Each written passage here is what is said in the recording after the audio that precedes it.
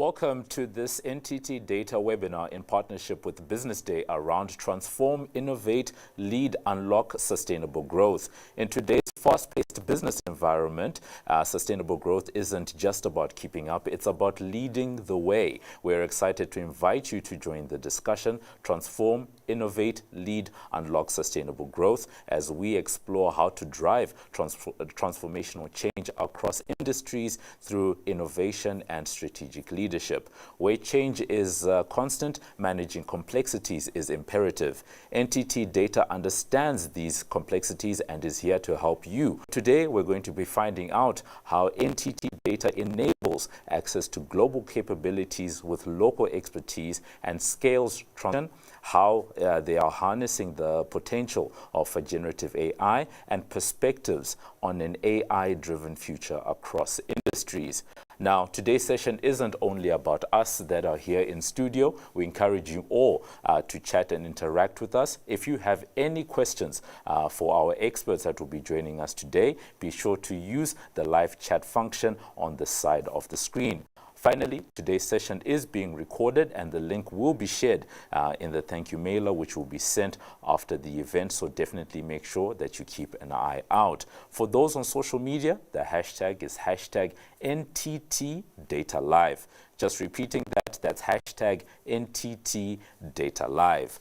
Getting into things for the meat and potatoes of today, why we are here, we're going to start off with the fact that NTT DATA, recently is the new name because Dimension Data has rebranded. This rebranded is not just about changing a logo and color palette, which looks vibrant, but fundamentally changing how the company serves the market by investing in Eastern Africa, explains who NTT DATA is and why NTT DATA is South Africa's favorite IT services provider. Unfortunately, Alan couldn't be with us in studio with us, but he just gives a few words, just excited to tell us a little bit about who NTT DATA is, and he joins us from the Middle East.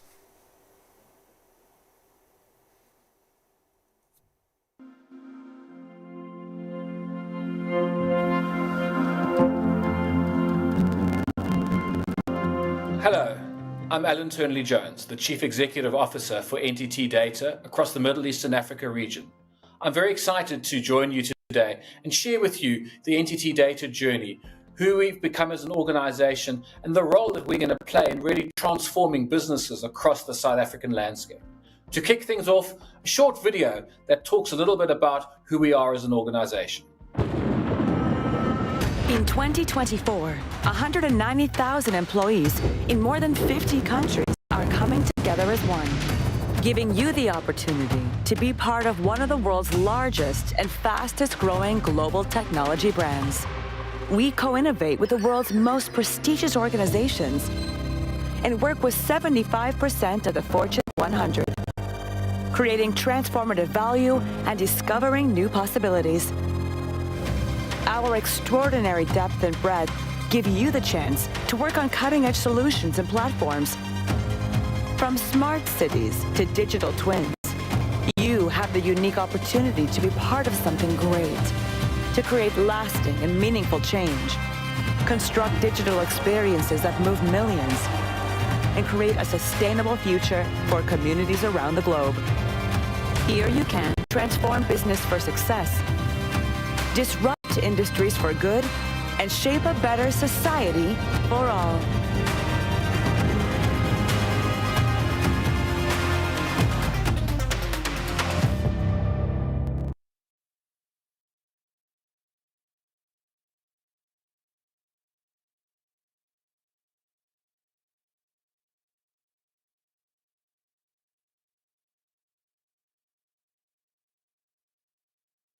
Portfolio of offers that we have, that we're taking to market, are relevant for you, for your businesses, and really can transform and make a difference in what you do in your client base.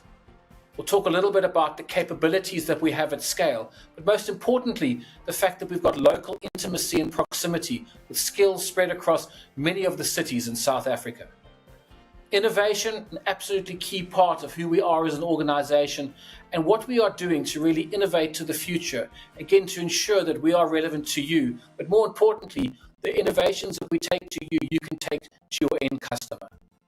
Sustainability is part of everything that we do today, and I'll talk a little bit and share the journey that we've been on as an organization internally, also what we do in the communities in which we operate in, and also in the offers that we take to you as clients. And lastly, it will come throughout the presentation, just the long-term perspective that we take as an organization. We really ensure that we have a client-first and employee-first philosophy. Incredibly important to us to ensure that we play an active part in ensuring not just the success of NTT DATA in South Africa and in Middle East Africa, but the success of the countries and the communities in which we operate in. And why One NTT DATA matters to you. The deep industry expertise we have, which I'll talk about a bit later, our broad portfolio of capabilities, and the global scale with local proximity in the markets in which we operate in.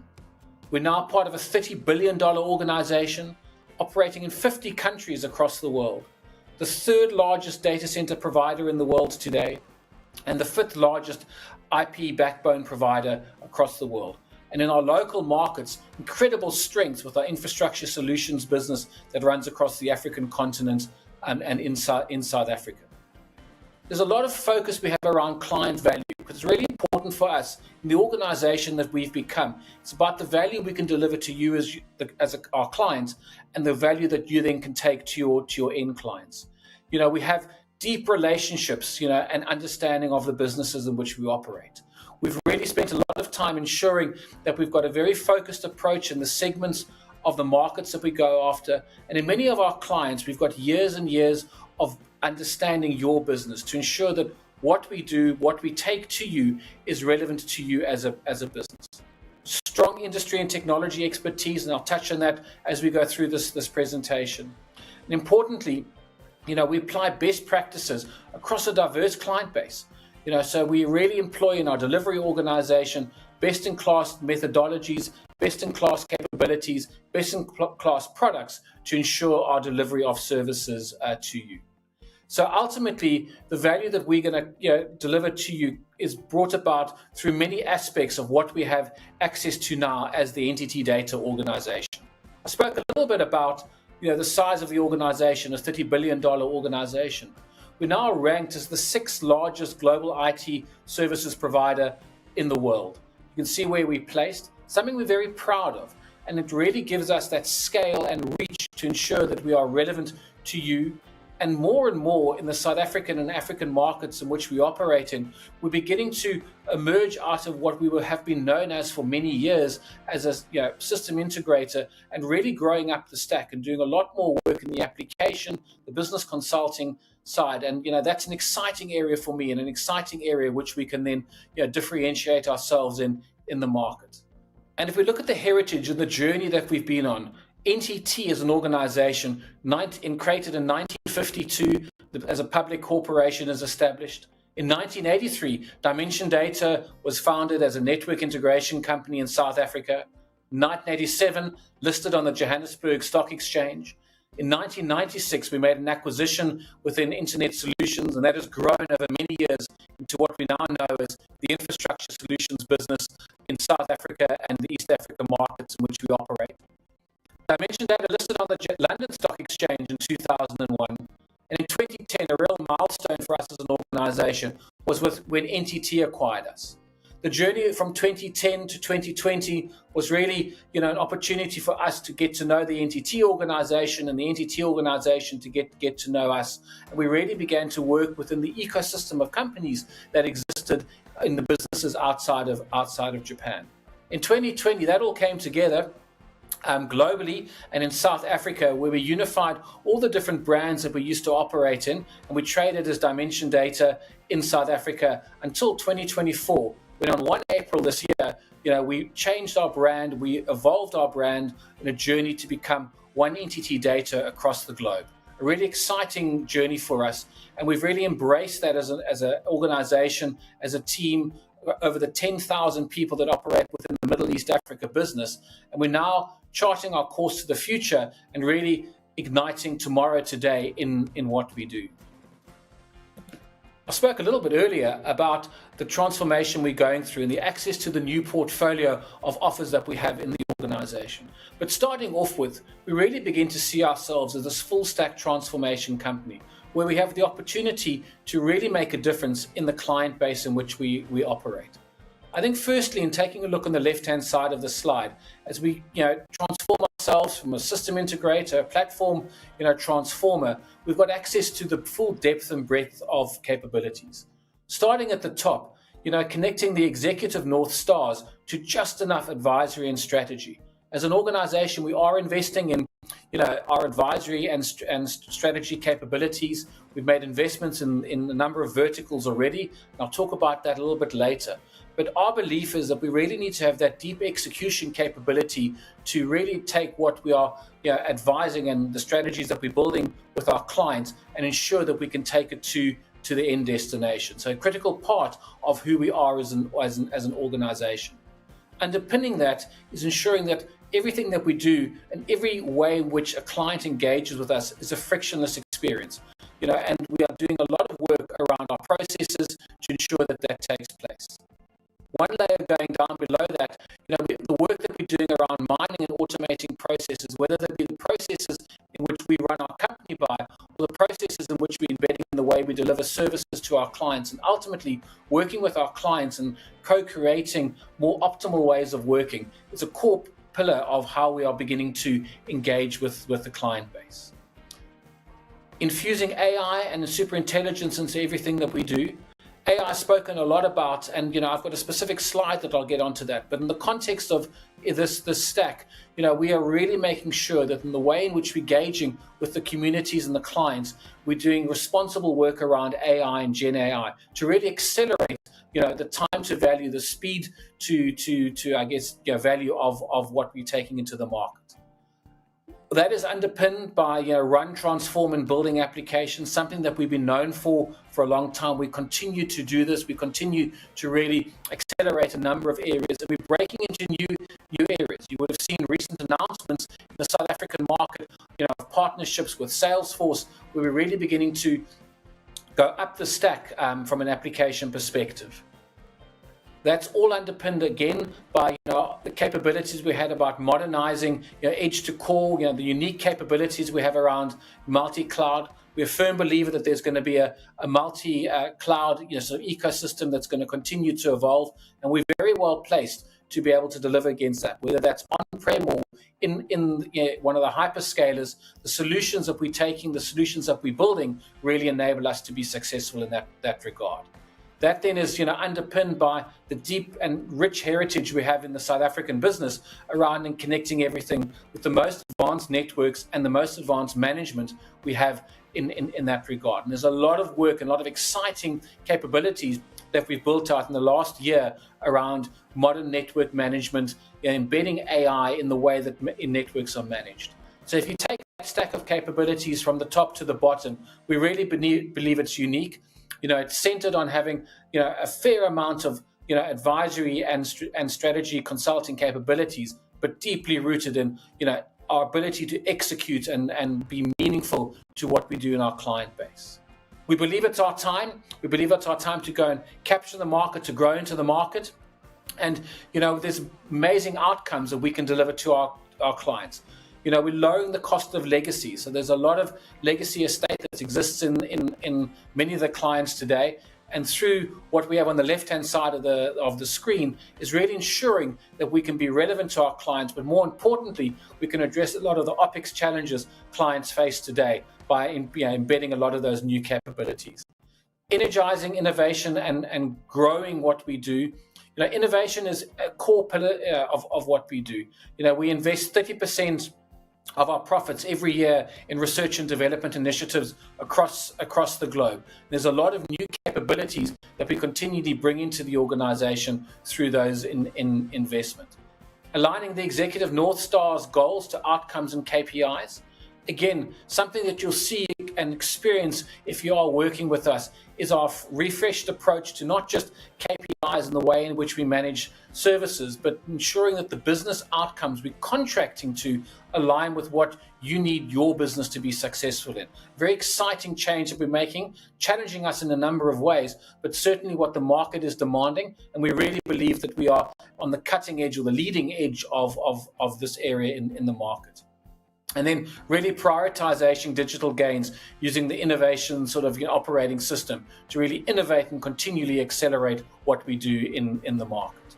So in summary in this slide, for us, again, really believe that, we have a full stack transformation company. We've now got access to a whole host of new capabilities. We're developing and skilling up resources in the South African market to really go and help us capture that market and to work with you as our clients and as the broader community to make a meaningful difference in the South African community. Going one level down just in terms of our portfolio of offers, I think first and foremost, a change that you would have seen and in some recent announcements that we put out into the press, we are investing in industry expertise. We believe it's critically important to align the way in which we create services, provide services, deliver services around the industries in which we operate in, whether it be financial services, healthcare, insurance, or the others that appear on the screen. And we're building specific capabilities and offers to address that. Recently, we announced our new retail portfolio of offers. We've just invested in our financial services and made an appointment of a financial services head. We'll continue to invest in all of these industries to really ensure that we not just have good technical capabilities, but we can marry good technical capabilities with good industry experience to make them relevant to how we engage with you. It's underpinned the next level by secure by design. So we're all aware that from a cyber security perspective, critically important area to always have top of mind. And everything that we do and every offer and every product that we build is secure by design. So it's an inherent part of our DNA in the way in which we build products. There's sort of four areas that our portfolio focuses on, and I'll start with the modernize. So again, work that we're doing around modernizing environments, modernizing legacy investments clients have had around CX and design, ensuring that applications in the future are cloud native. We can really go and develop and take some of the legacy and re-platform them into cloud native applications. Data and intelligence, data is the new gold, statement that's been overused in the market, but we firmly believe that we have an incredibly important role to play. And we're making investments in the areas around snowflakes and Databricks to ensure that we can be relevant to our client base in that area. So quite a large focus around modernizing the environment. From an Innovate perspective, we're doing a lot around edge services. We've got products launched by NTT DATA, 5G, enterprise blockchain, digital twins. We use this in many of the areas of our business. We've used it in what we've been doing over the last 10 years at the Tour de France, at the Open in the UK, and these solutions we then bring in to the real world, into our client base, where we can go and make a tangible difference in the way in which we innovate and work. A lot of the R&D I spoke about earlier goes into this area. And then transform, an incredibly important area for us. And this talks around the application services, again, an area that we've been, have rich heritage in around SAP and Oracle. Our BPO business and our South African business, merchants, we've got a significant investment and a hugely successful business around that. Digital workplaces, collaboration, and many others. We continue to transform and ensure that the offers that we are building, the solutions that we're building in this area really are cutting edge and meaningful to you as a client. And everything that we can do, and you can see in the middle, is driven by AI. So big investments that we're making in AI, and I'll talk through the various levels that they are dealt with. Again, underpinned by sustainability by design. And a lot of our solutions are sustainable in nature. And in fact, many of the proposals that we take into you as our clients in the broader community talk about what the solution will mean in terms of carbon footprints, your ESG targets, and how we're contributing to the milestones that you need to achieve in the journeys that you go on as an organization. And lastly, everything that we do, in terms of our portfolio, how we take to market is ethical by design, really ensuring that the ethics plays through in all the solutions and the way in which we deliver things into the market. So an incredibly exciting portfolio of offers and deeply rooted again in expertise, in ability to deliver.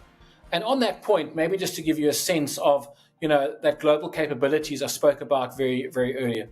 We've got a large organization, over 150,000 people, spread around the world. You can see South Africa is called out as a global delivery destination. We've got delivery centers in Johannesburg and Port Elizabeth.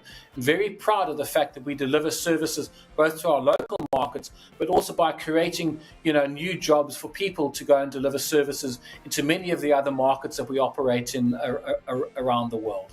So, well done to the teams in the South African business.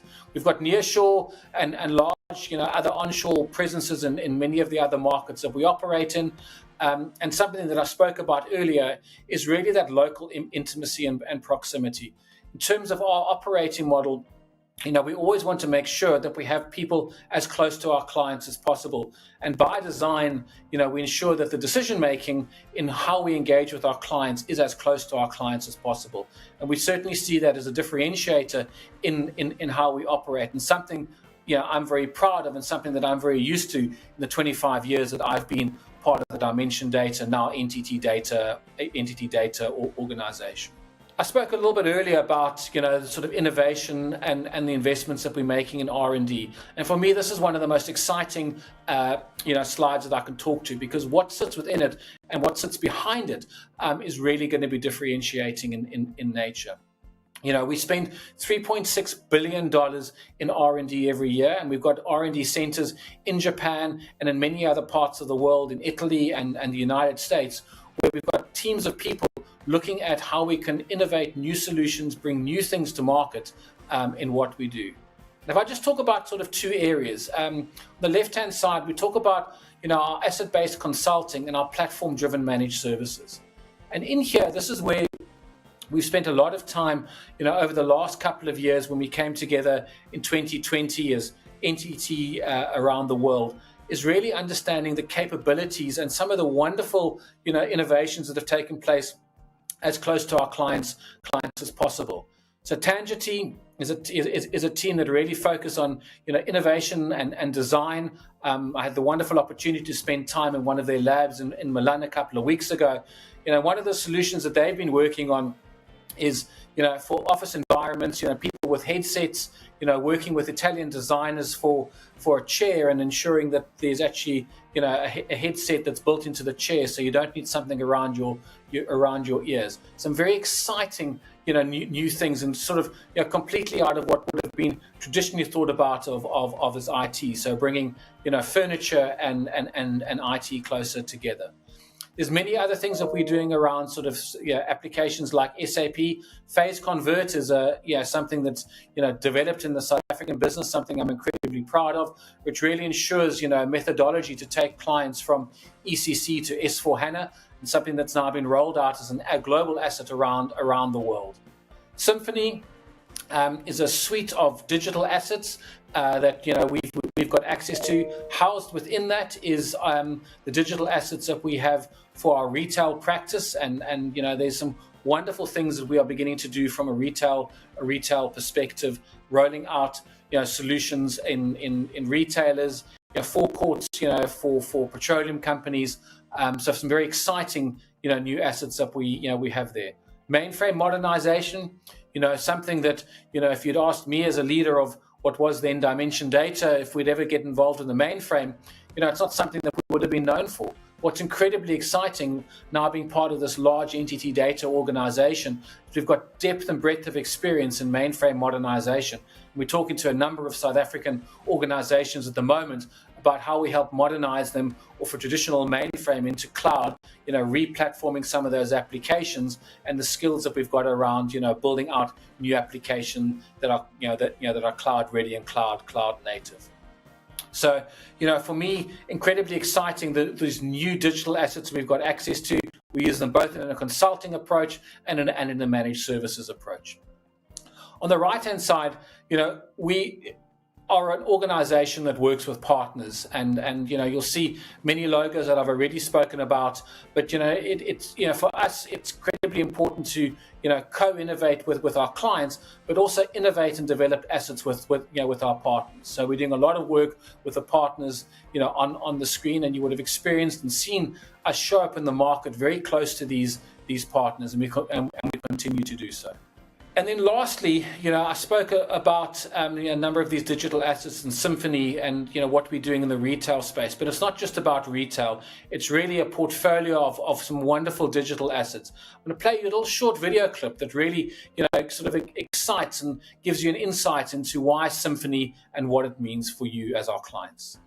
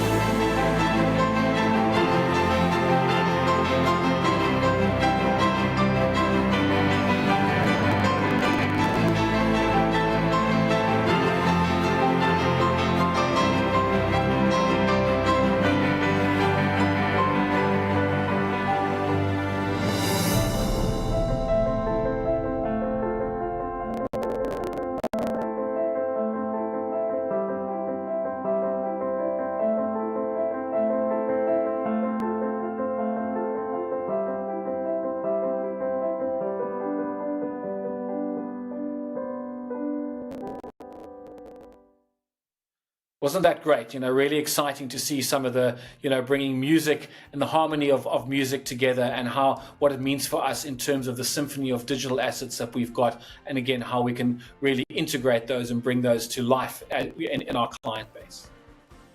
I've spoken in the recent past about becoming an AI-driven company, and through this presentation I've referenced AI a number of times. I think it's important that we have a plan around AI. I think it's a buzzword that gets used, but we really need to ensure that it's meaningful and responsible in how we do it. So starting off with, we have built out an AI strategy. We have an office of AI globally, and I have a leader in our Middle East Africa and South African business that really drives out the strategy of AI in our business. The business model is being created, and Gen AI by design, the principles that we are applying in our innovation and ensuring that all of our offers really leverage that is something important to us, because again, we need to be measuring the success around what we're doing in AI in the way in which we do developing these offers. The value offer, I've spoken about, new Gen AI offers are being introduced, and we're continually trialing and seeing if they're going to work. I'm, as a leader of the organization, really excited about some of the things that I've been given access to, some of the Gen AI offers my team has developed for me to really enhance how I can be, better at what I do in the organization. Our delivery models are continuing to evolve, and we're looking at how we embedding Gen AI and AI in the way in which we deliver services to our clients.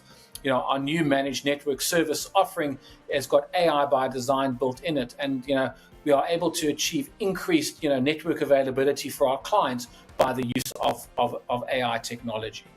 And lastly, it's really incumbent on us as an organization, not just for ourselves, but for the broader communities, to really ensure that the pyramid of talent, the talent that we're bringing in the organization, is really AI ready. So how are we doing that? We've got AI programs for ourselves, and then through many of the initiatives we do through our our social programs, the Saturday schools that we run, we are really embedding AI development and AI training to ensure that everybody is ready for this journey that we are now going on. Spoke a little bit earlier about sustainability and sustainability by design in a number of our offers. Talk a little bit about our philosophy of sustainability. We really need to make sure that everything that we do is good for the buyer, it's good for the seller, and it's good for society. I think to get the balance right is absolutely important to us. And we've made some bold commitments to the market.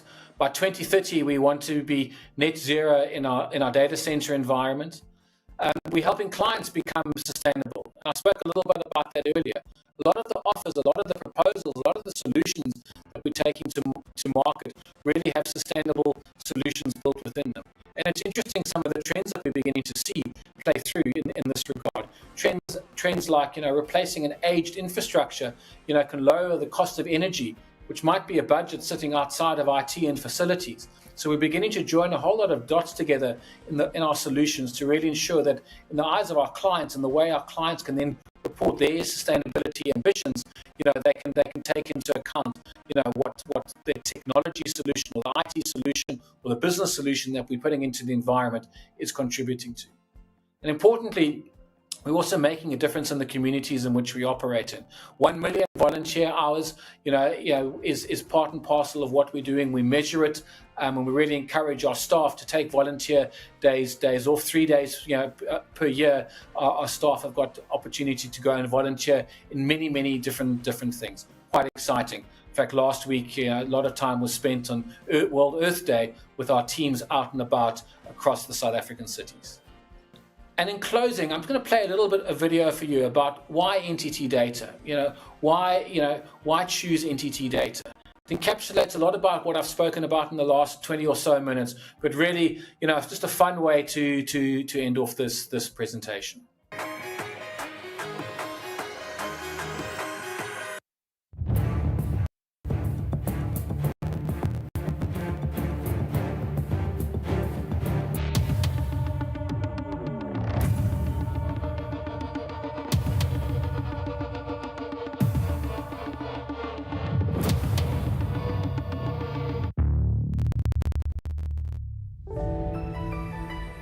One of the key strategic decisions we took was to go to a managed services relationship with NTT Data. One of the things we benefit from and enjoy is, in fact, their depth of understanding of our industry. They were really concerned about understanding how the business was actually working to ensure that we had the right fit. Just incredible to see what we developed together and the new experience we created for fans.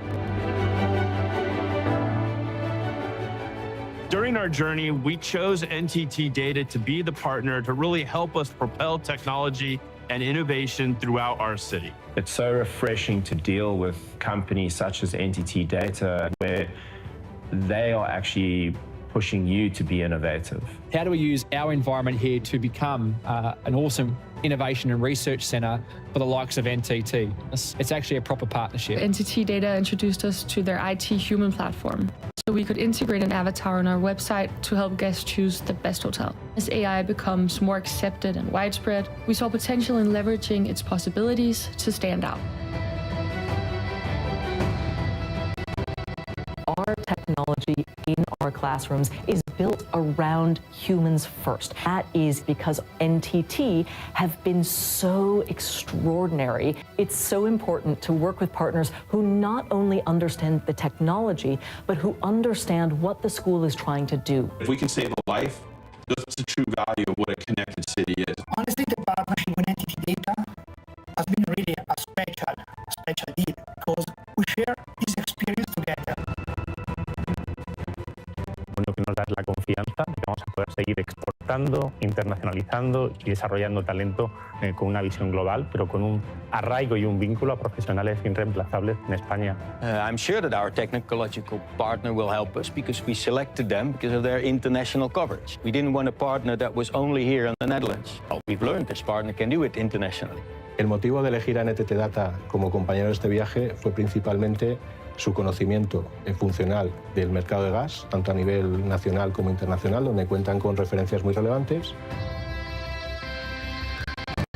Our growth was not by accident, and our transformation with the help of NTT DATA was not by accident. We are really here to serve Middle America, and we prefer not to evolve, but architect our way into the future. Birlikte çalıştığımız NTT DATA ekibi bize dijital dönüşüm sürecimizde önemli destekler vermiştir. Onların uzmanlığı ve deneyimi sayesinde bu dönüşüm yolculuğumuzu daha etkin bir şekilde yönetebildik ve başarıya ulaştık. For us, with what NTT offered, it wasn't just a slight tweak, it was a real leapfrogging of technology, which would then allow us to grow even further.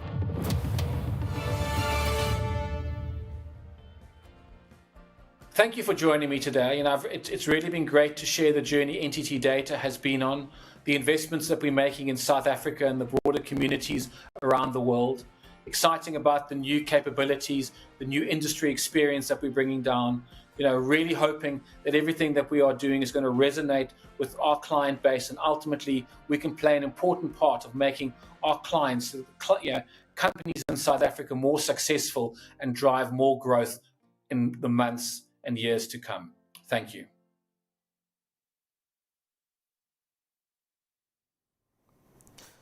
Thank you so much to Alan for that insightful view of NTT DATA's journey, vision, and mission. As you can see, and here there's a lot to unpack in this NTT webinar in partnership with Business Day around transform, lead, unlock unsustainable and unlock sustainable growth.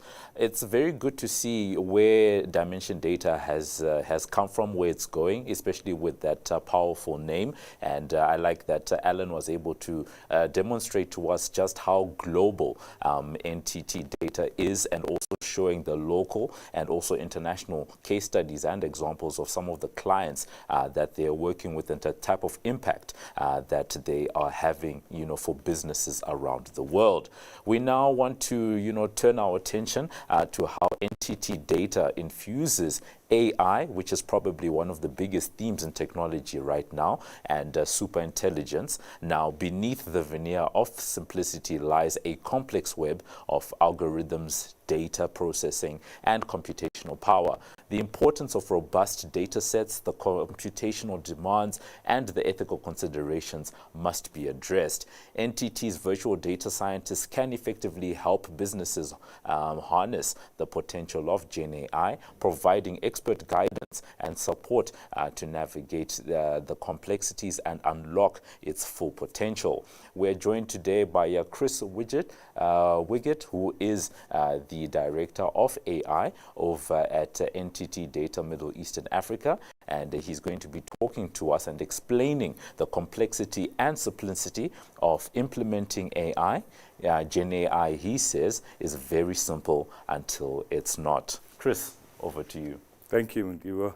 And thank you so much for having us around. I think for us in the team, we've been at the AI journey for more than a decade. I think we started that journey when nobody called it AI. Those words were a little bit too uncomfortable.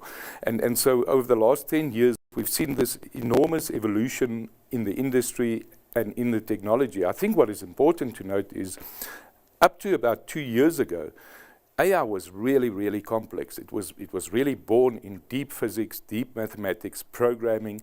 And what has happened recently is that it has become quite simple, or has it?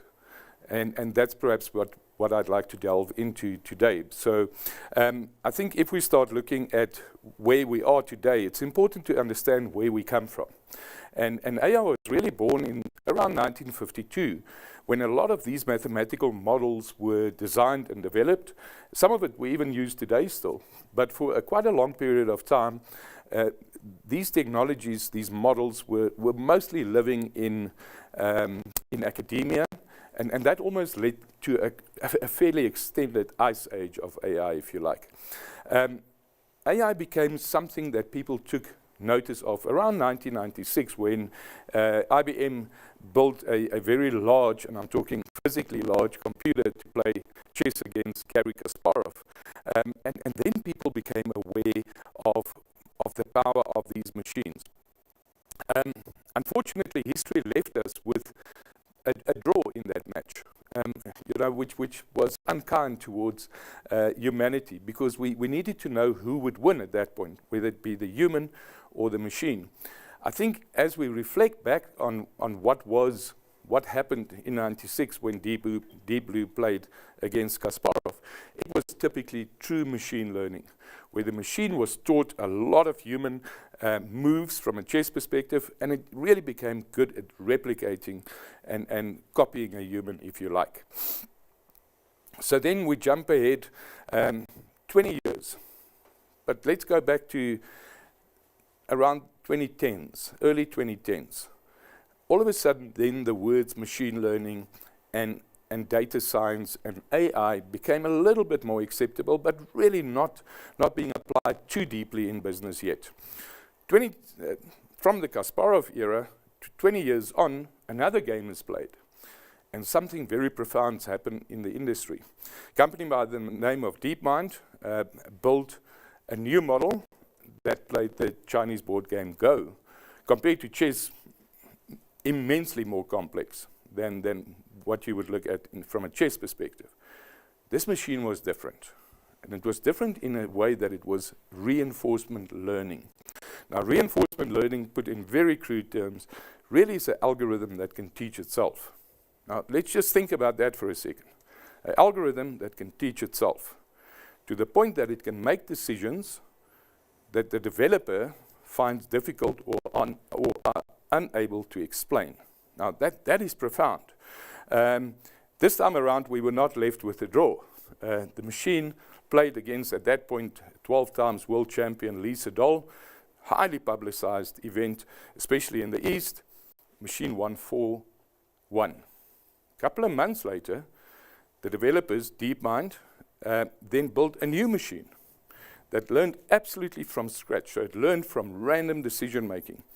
And within a period of 42 days, was able to beat all previous versions of what was referred to as AlphaGo, the actual algorithm. And by implication, beating all humans as well. And up to now, nobody's been able to beat machine or human, beat that version. That was a big event. And if we look at the evolution of AI, probably with a short step behind the second most development in recent times. Reinforcement learning, we see a lot of it happening in what we're seeing in technology right now. So then we jump ahead to what we have on the right-hand side. One back, please. And what we see on the right-hand side is something that I borrowed from OpenAI, and this was their view. It came out a month or so ago of the evolution that we're going to see in generative AI, because around 2021, 2022, we started seeing the release of these generative AI models. And at that point, everybody knew that this was probably the #1 event in AI. Very impactful, because everybody could use it. And we remember the first time everybody used it. I can ask it any question and it can give me an answer. And sure, there was some hallucination and some issues we had to deal with. But it's also important to see that when we look at those first conversational bots, what level of intelligence were they operating at? The first versions that we as the public saw was driven by OpenAI, commonly referred to as GPT, and that was version 3.5. Typically operating at about a toddler level of intelligence. We've now gone a little bit further. Currently, we're running 4.0, version 4.0, and that's operating more or less at a late high school, early university intelligence level, and I use that in its broader sense.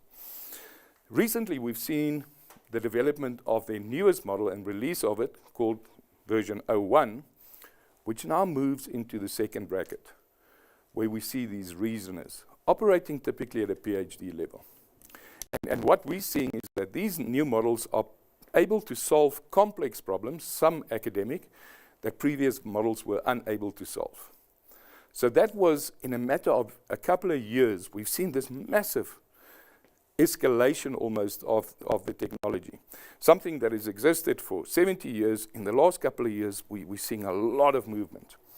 What do we expect, and what can we expect in the near future? And we refer to the term, we will see something happening soon. When is soon? In the AI world, soon is somewhere between tomorrow and the next 24 months. Nobody really knows, but we can really accept that it will be quicker than what we anticipate. We've been spending a lot of time in the agents world. Agents are really virtual entities that can operate at a specialized task level. Multiple agents, you can create agencies. These agencies can be big, and they can do really, really complex tasks handled by these specific agents. Right. Then, again, this is the view from OpenAI. What do they see after that? And so the reason as agents, my view is it'll become more or less one phase, and agents can be built already. Innovate is where things become a little bit more serious, I suppose. And when you can give these models, these machines, really complex problems, and it will come up with innovative ideas. Ideas that might even include new AI models that we haven't seen before. Now, I know one starts to become a little bit more uncomfortable at this point. But I suppose working in AI, you have to get comfortable with your discomfort as these things develop. Organizational, the last phase that they see, perhaps not the last phase in AI, but what is important is where we will see groups of machine, big agencies, and they might look a little bit different, that can run full organizations. In the AI world, we're starting to see the emergence of new words. Word like solopreneur. Solopreneur in the future, at an organizational level, will be one person running a multi-billion, multinational company, just with the use of machines. So it is definitely interesting times. I think what is important to note, going back to our topic, it is easy until it's not. Conversational bots are really easy. And when we deal with our clients and we talk to them, we try and show them how easy the easy bit is. But we also focus on why it's important to go to the complex side. And I'll touch a little bit more on that. We can move on, please. Right, so in order to make sense out of Gen AI, and what we've done in the team is, unfortunately, in order to figure out relevance, for the first time, technology now questions us as individuals. So it is important to understand our relevance. And then you can understand the relevance of your business and your department and bigger items. But when you look at your own relevance, it is important, what are the phases? What do I have to do to get into this Gen AI world? The first one is pre-use. We talk to a lot of people, and we all speak to people that says, yeah, it's very good technology, and we will use it soon. We see a lot of companies saying, it is too dangerous. We don't have the guardrails in place. We don't have the governance in place. We have not trained our people. So we are going to ban this. We're going to stop people from accessing it. In my view, a very, very dangerous phase. Research has shown that even in companies where employees are not allowed to access this technology, they still do. This is a very dangerous situation because people will tend to use this without the guardrails, without the training, and that could become dangerous for companies. So we try and advise and say, you can go slow, but you have to start because people are using that already. The first three, next two really, general basic usage, and that really is basic usage is when I ask it to summarize emails, do presentation, write marketing content. That really is very, very basic usage. The next step is where you get into custom AI models where you really build a custom model or custom GPT or a custom Copilot that fulfills a very specific task for you. Up to that level, it is actually quite easy to do. And everybody, ourselves, when we do it, are always surprised by how fast and how powerful these are. It is important that up to that point, what we're achieving is operational efficiencies. And those operational efficiencies are exceptionally important because that's where the changes in business is coming. Research has shown general uses of Gen AI, about a 30% improvement in productivity. The more technical, if you're writing code, 50% plus. Now we know what's going to happen. If there's a 30% improvement in productivity, it's a matter of time before that shows itself in revenue and GP. So it's going to have profound impacts on that. Those are the operational efficiencies. It is still easy. When is it not easy? It's not easy if we get into the last two. And the last two really gets to the point where we have to plug in big computational power to do the heavy lifting AI that Gen AI cannot do. And we also can build these really complex agencies that can operate in an autonomous way. That's where we focus a lot of our energy, a lot of our time. We're very focused on unique IP, unique code, unique algorithms that will give you a competitive advantage. Because if everybody's doing the simple stuff, then the true winners is going to be the people that are brave enough to venture into the more complex side of the world. Right, next please.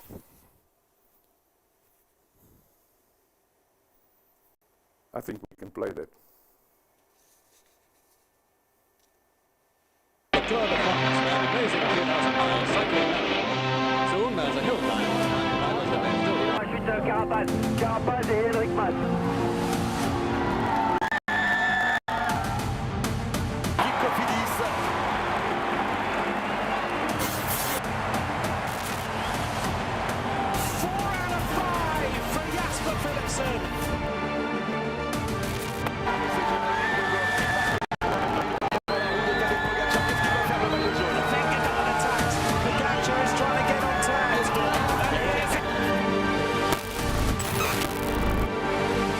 Created by NTT DATA.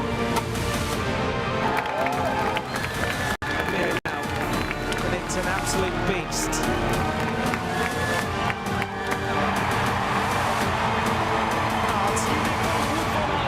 He decides that this is his day.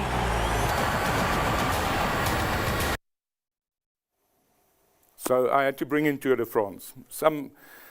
Some of our better work, hugely complicated, very long-term project, and we're very proud that our team out of South Africa was handling all the AI work in the Tour de France. Very complicated. The questions you ask is almost at the level of, we're not quite sure this is possible. To give you an idea, how is it possible that we predict 11 o'clock tonight the top 10 finishes in order for tomorrow's stage? I mean, this is really where things become uncomfortable. And what I'm going to do is tell you a very short story to show you the importance of this unique IP. So we tackled that specific problem and eventually came up with quite a complex model, mostly based on a convolutional neural network, very much in the deep learning area of AI, and it was good. It was delivering predictions that was consistently beating all other, but just not with a big gap. And we always want to improve that gap a little bit and widen it. And that was the one problem. The gap was not big enough. But secondly, we were painfully aware that any advanced AI team, given enough time, would probably build the same thing. So where's the differentiation? Where's the real value that we bring beyond the normal theory and the application of that? So over a matter of a couple of years, we worked with really experts in the field, sports scientists, and we developed an algorithm. And we plugged the algorithm in, and we got that big jump. That the power of the machine in fulfilling that specific task was much improved. And then we knew that we had something that was unique and something that was powerful. Jump a step ahead. Quite recently, one of the big marathon races in the world contacted us and said, what you've done for Tour de France, fan engagement, new and unique IP, can you help us? And typically we go into the old traditional way of thinking, what insights can we deliver, what have we learned? And then at one point we said, let the machine's contextual power take over. And we gave it data from previous races and we said, help us with fan engagement. And the machine developed something called the fatigue index, purely by itself, prompted in a very specific way, but it came up with new insights. It was too easy. It was uncomfortably easy. So where will we differentiate? Well, in the end, it's going to be about that unique IP, the unique content, code, algorithms, things that are so powerful that you see them as a true business value that you will regard as such. I thank you. Thanks, Madiba.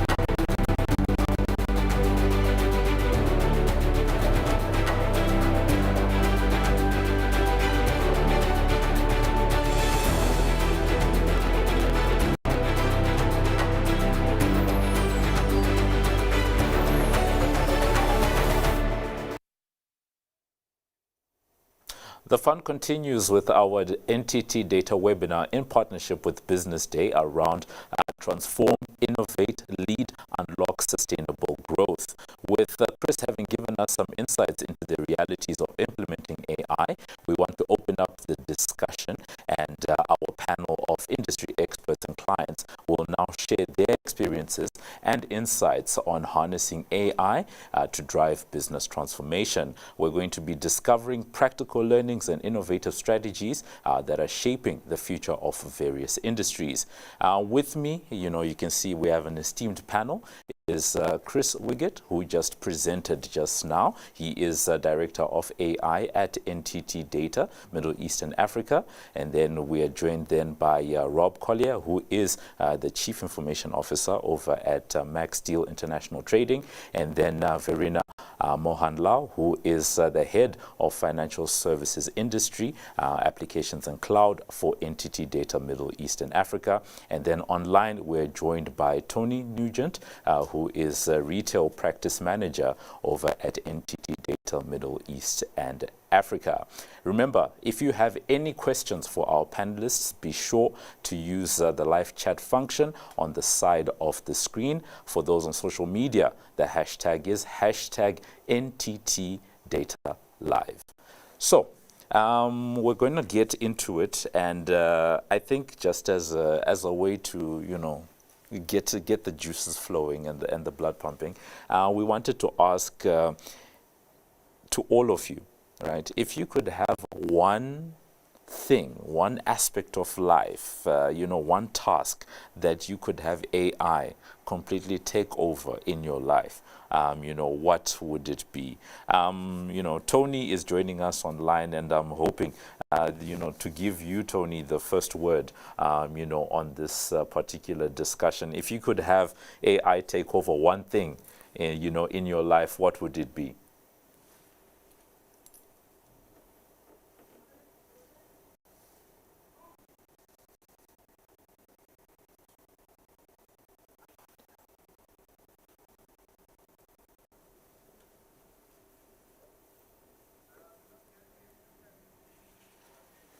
Hi, Tony. Tony, I think you are on mute.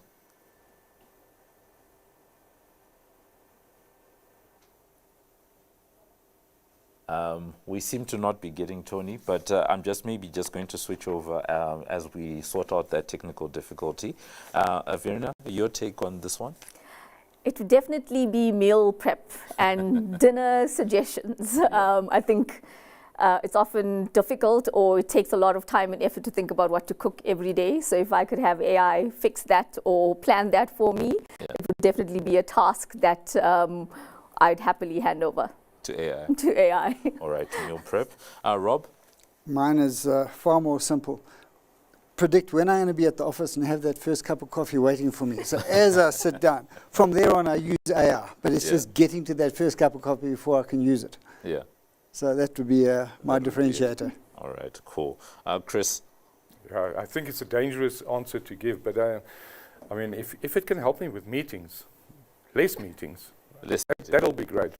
It's already doing a great job with assisting you in meetings. Yeah. So yeah, I think meetings. So is it making your meetings more efficient, or is it attending meetings on your behalf?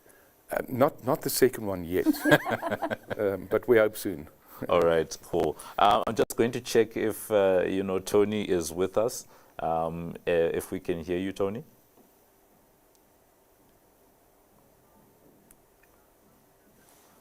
All right. It looks like we're still having that technical difficulty with Tony, but we're just going to continue of this. Maybe a good place for us to start, is Chris, because you've just spent the last couple of minutes leading us into how you're leading the AI team, some of the things that NTT is doing. One of the easy questions that's always asked is, and I don't know whether it's still a fair question to ask 2 years after ChatGPT.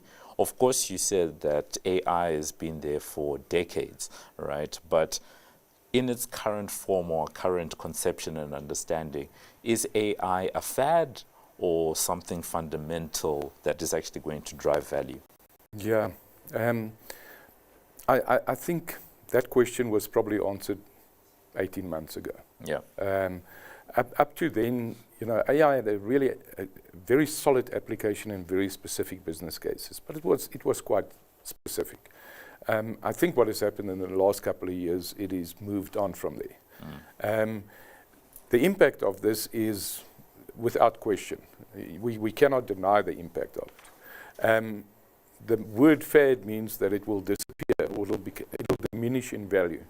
And I think the real question and the real answer there is, what is the impact going to be on business, number one, and society in general? If we start talking about research that shows between 30 and 50% improvement in productivity, that's not going to go away. Yeah. That's just going to get better or higher.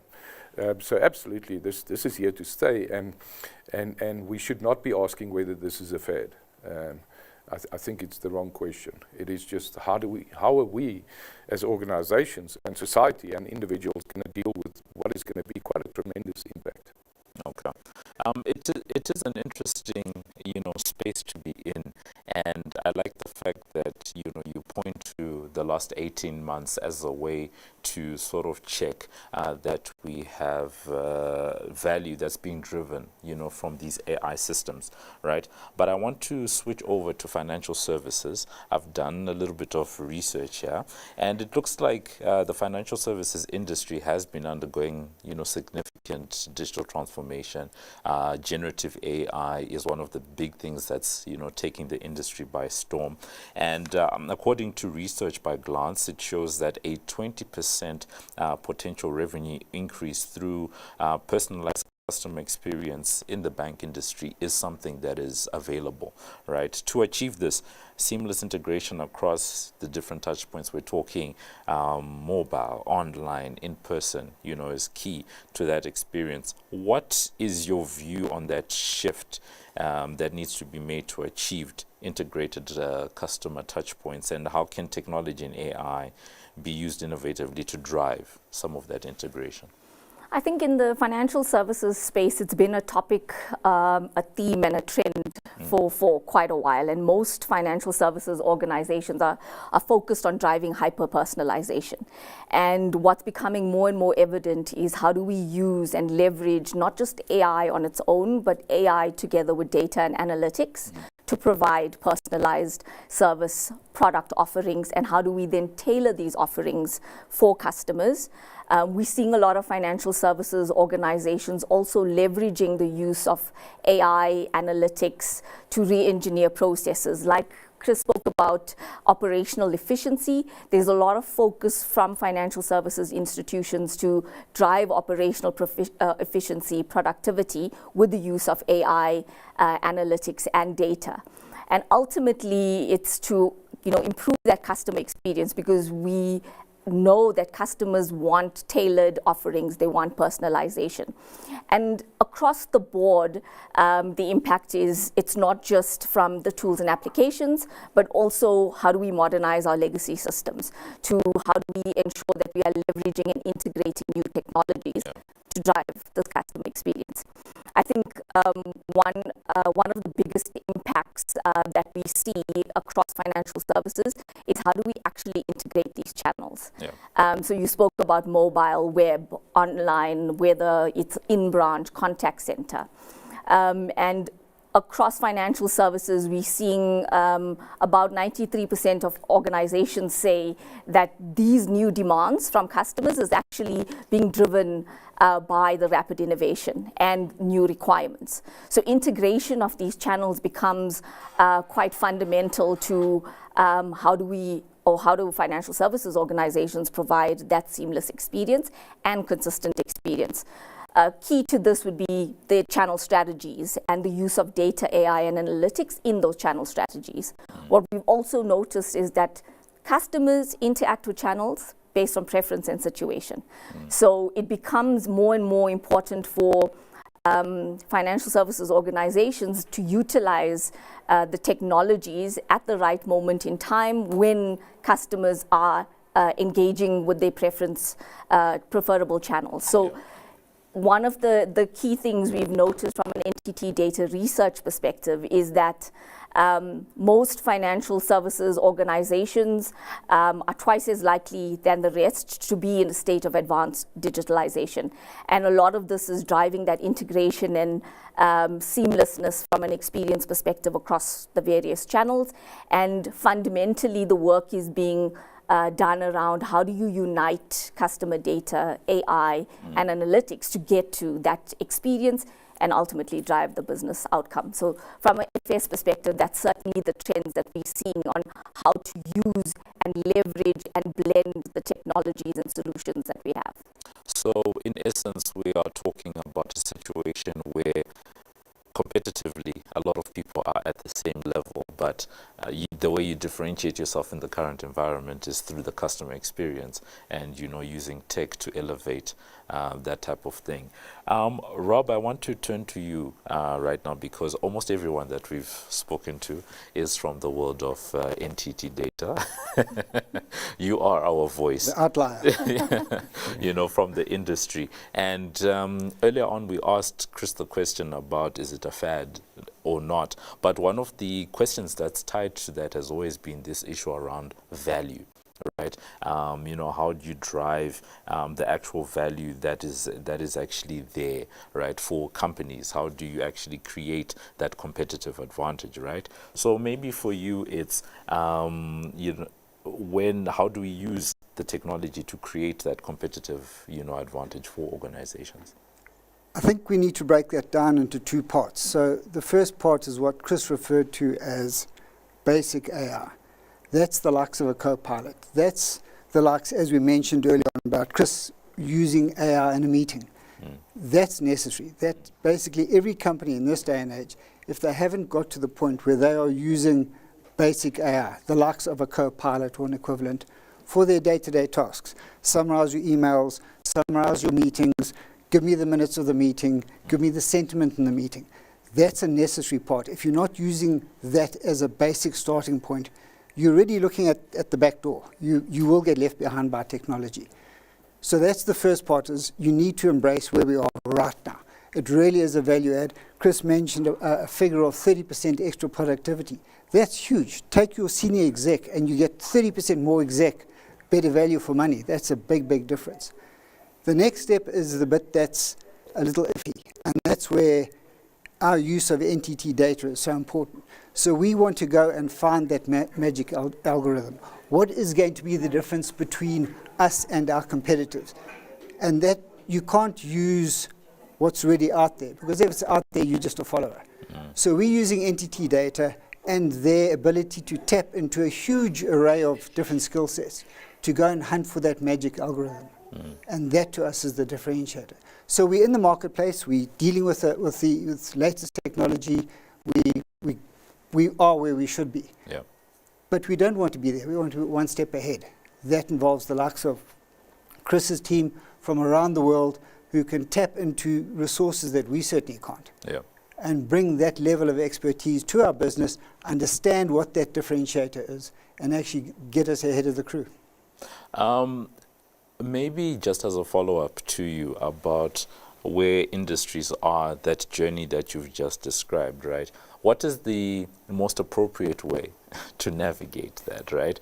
Because I think in boardrooms right now, and there are probably many presentations and many platforms such as this one that are trying to debate this, to say, how do you move forward without rocking the boat, but, moving fast enough that you're keeping pace, with that technology in organizations? Certainly from our side, it's quite easy.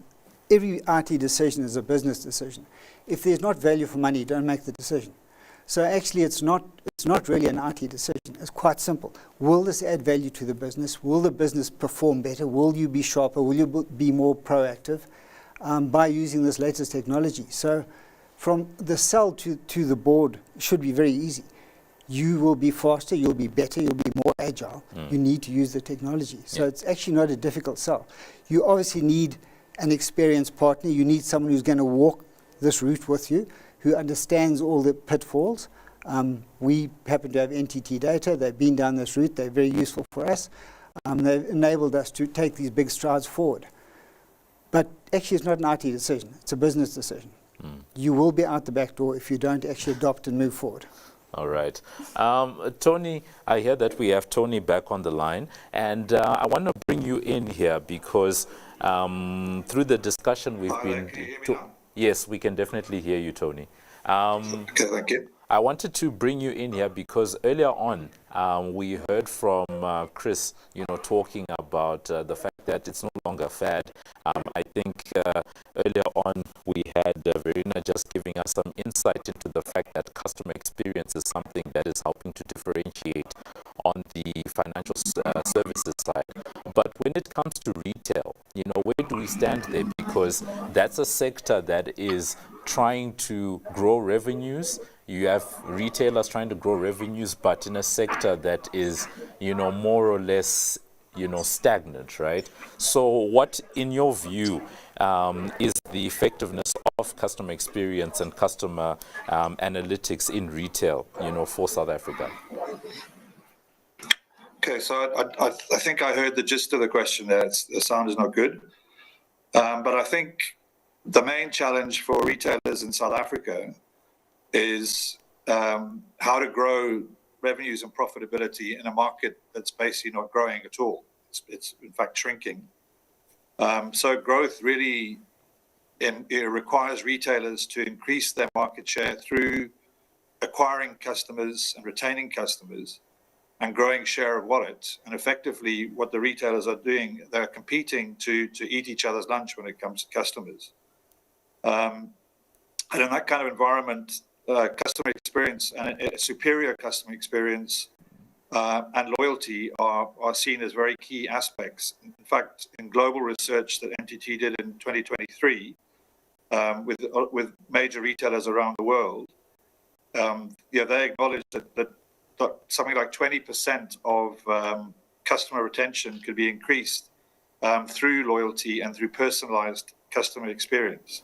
So I think the retailers get the fact that that is a critical lever for them. And as we know, South African retailers have invested a lot of money in loyalty systems in South Africa with the intention of retaining customers and growing share of wallet, but also generating information that can be mined to understand customer behavior better. And every consumer in South Africa carries a number of those loyalty cards in their wallets or on their phones. But I think even with those retailers who there is a perception that they are quite well advanced in this area would concede that they're not really leveraging and achieving everything they want to achieve, both in terms of really retaining the customers they want to retain. So a lot of the schemes are really just earn and burn based on the actual purchase, and also not being able to mine the data correctly. So I think there's quite a long way for retailers to go in South Africa. But I don't think we're unique here. In fact, in that same global research, 65% of the global retailers were saying that the CX component of their portfolio was a weak link. And only 44% of retailers were saying that they really had a very well-aligned CX strategy that aligned with their technology strategy. So I think the retailers get that this is a key area, but I think in all markets, there's quite a lot of additional progress that needs to be made. Very interesting, the insights that you're sharing, Tony, especially the fact that there is a lot of investment from the different retailers. I guess people understanding that you need to leverage this technology. But perhaps the key, a curiosity on my side is, what are some of the technologies that could be used better? And tied to that is, because you have retailers investing, is this perhaps an industry-led approach in terms of what technologies are used, or is it the place of an entity to come and suggest to industry players to say, this is the direction you could be going in? Yeah, so I think Alan referred in his speech to the Symphony suite of products, which are a digital innovation suite. And a lot of the retail components of that are very much linked to customer experience and improving customer experience. So in terms of the technologies, obviously the fundamental thing is basically having a harmonized view of your customers across all your sales and engagement channels. So the old-fashioned term for that is the CRM, customer relationship management system. I think, and a lot of retailers are struggling to be able to get that view across all of their channels and brands. There's a number of retailers that have multiple brands. So I think that is a key prerequisite. And then from a loyalty point of view, I think retailers are starting to move beyond just purely earn and burn. So I think things like gamification, which make it more fun to engage with the loyalty system and increase engagement, as well as personalization. So personalized offers and relevant awards to individual customers based on their particular requirements is important. But also from a data analytics point of view, being able to identify who those valuable customers are, where are we generating our profit from, and to be able to treat them in a personalized way. So I think there's quite a lot of benefit that can be achieved in the loyalty area. And then from an AI point of view, I think where we're seeing retailers using this in the CX space, a lot of it is the easy stuff that Chris was talking to. So conversational AI, moving into generative AI around customer engagement. So AI-powered retail assistants and chatbots, automating the engagement with customers, helping with product advice, available 24/7, and ensuring that there's a consistency and quality of interaction for all customers. So I think that's an area where we're seeing quite a lot of activity in AI. I think where the more difficult stuff is around predictive analytics for the supply chain. That would be taking a whole lot of product views that currently exist in systems in different views and putting it together holistically. So things like the planning, the demand, the logistics, to be able to really make sure that inventory is optimized and that the products are in the right channel at the right time. And I think that is going to be a big focus area for retailers going through, and that is the hard part, I think, of AI. But also, I think the thing that's probably not thought about often enough is employee enablement through AI. So simplifying the UI, but also giving the associate in the store the ability to interact better with customers. So giving them prompts, advice,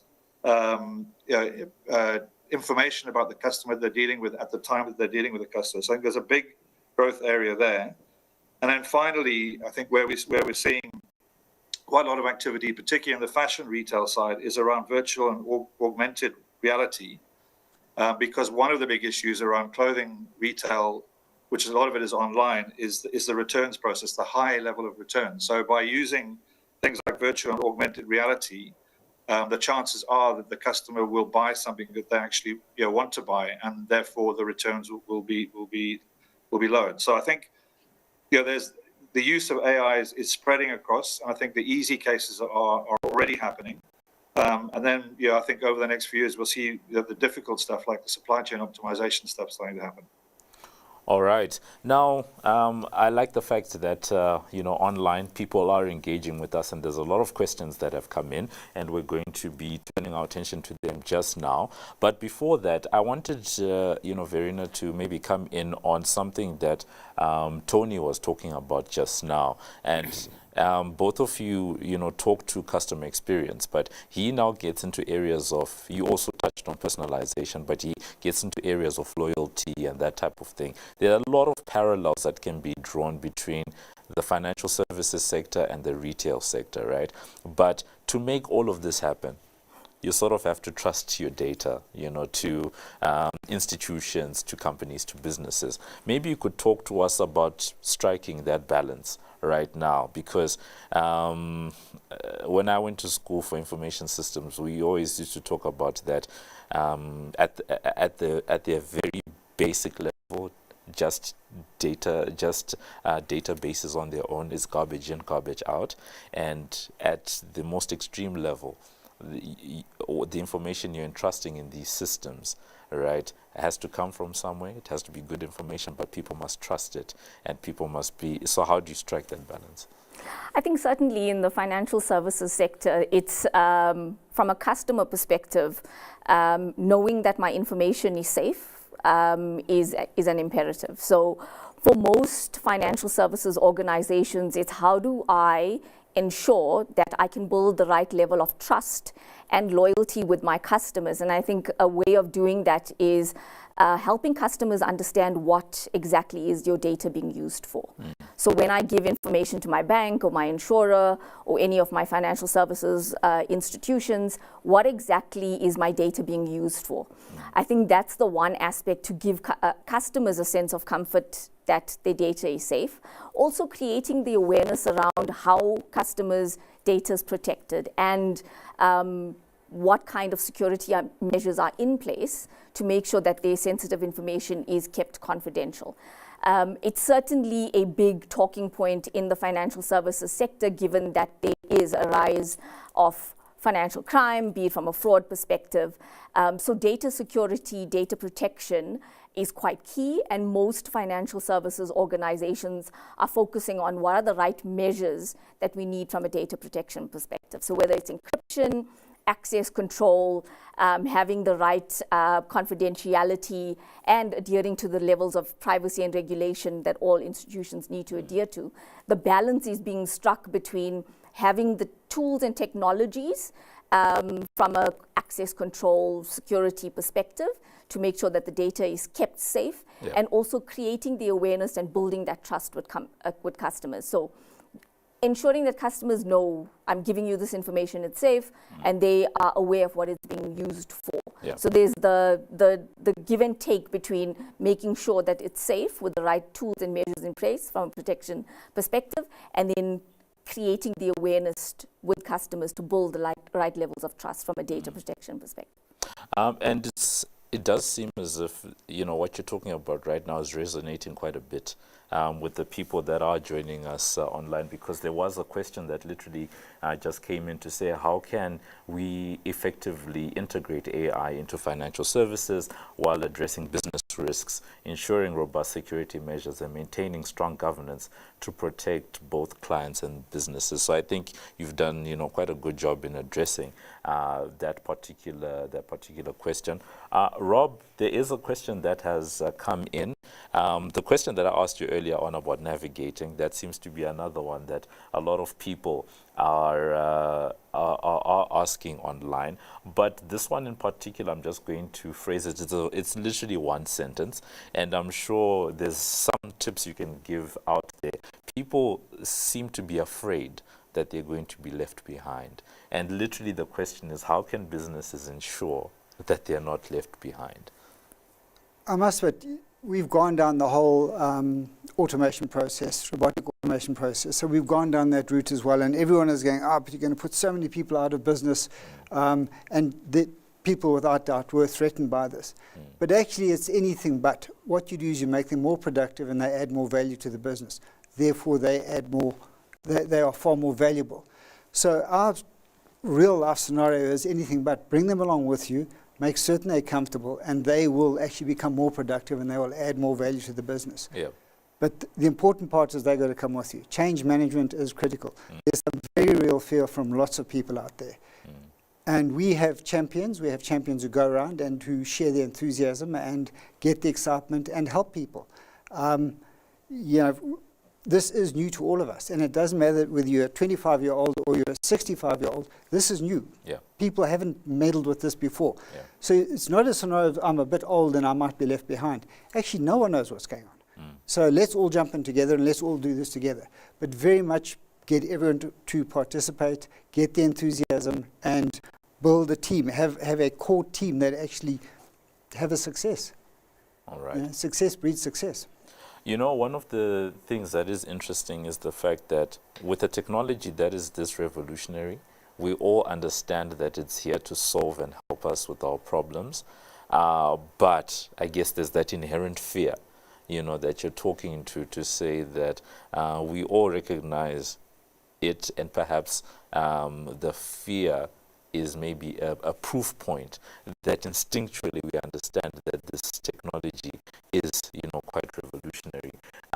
And there was an interesting question that's come in.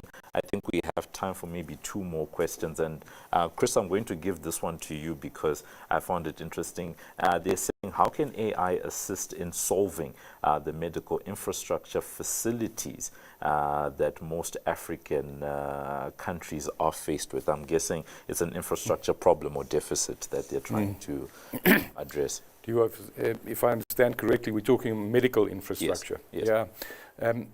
I mean, AI, I think is going to, there's a couple of reactions one can have. Yeah. Is to say that if you're in less developed countries, the risk is bigger. Or the alternative is to say the potential is bigger. Yeah. We know that something like medical facilities all across Africa, I think it's a very valid point. There is not enough of them, and like with anything that is in short supply, they're typically in the wrong place. Something like AI in general, and especially the contextual power of what we're seeing in the more recent models, I think can quite quickly, in a fast, very cost-effective way, come up with different answers to what we've had before. Previously, in order for us to say, you know, we're going to build a clinic somewhere in a rural African country, it was a very, very complex task to do, and a very long one, and costly. I think now we're at the point where you can almost ask these questions as you go, and fail very fast, and then get to a very real answer. I think that Gen AI specifically, there is a threat to less developed areas of the world, but we should not look there. We should look at the true power we can utilize that for, to build solutions, new solutions to very old problems. New solutions to very old problems, and I think that's, you know, one of the places that is like going to see a lot of innovation, you know, over time. I'm very keen to see, we've seen a lot of advancement in terms of robotics in the medical sector. I'm very keen to see how the AI is going to advance us even further. Yeah. Tony, we are giving you the last word on today's discussion. There is a question that has come in specifically for you, which just says, how important is the role that employees play in digital innovation strategies for retail, and what can be done there? Yeah, I think if you look at a retailer, the second highest cost of the cost of merchandise, typically in a bricks and mortar retail, is the people cost. And in South Africa in particular, there's a very high degree of churn, and we're a very large country, where there are retail outlets and sites scattered all over the place. So I believe that one of the things that technology and digital innovation can help with is upskilling people, at a site level, and being able to refresh that training on a regular basis, and dealing with things like churn. So we're seeing already that some of the big retailers that are rolling out, for example, new point of sale solutions, are rolling out something like 150 stores in a weekend using this kind of technology to impart information to the employees. And then I think, as I said, having online assistance to the employee in helping deal with customer queries is also something in maybe the higher end retail, like fashion retail, which is going to become more and more of an important capability to have. So I think the focus on employee from a digital innovation point of view is going to become more and more important.